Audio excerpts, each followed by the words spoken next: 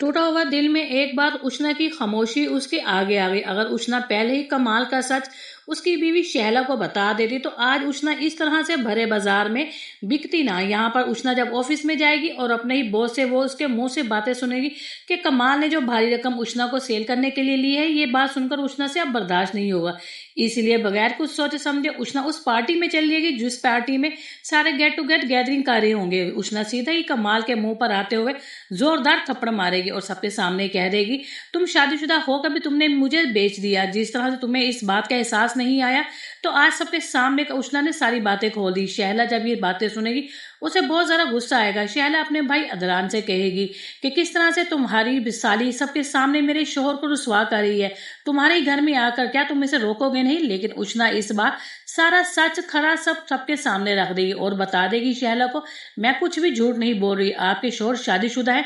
इस बात को जानते हुए भी उसने मेरे साथ मोहब्बत के यहाँ पर वादे किए। आपको अगर मेरी बात पे किसी यकीन नहीं आता तो इसके मोबाइल में मेरी पिक्चर देख सकती हैं।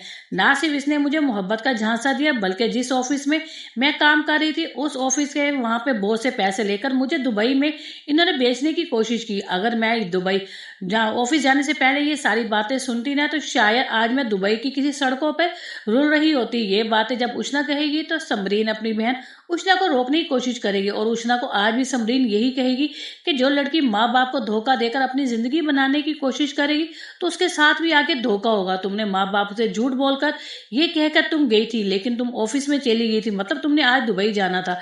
उसने ये सच जानते हुए भी उसे शर्मिंदगी नहीं होगी, लेकिन आज तो उसने ठान ली थी कि कमाल का सारी हकीकत सबके सामने रख देगी।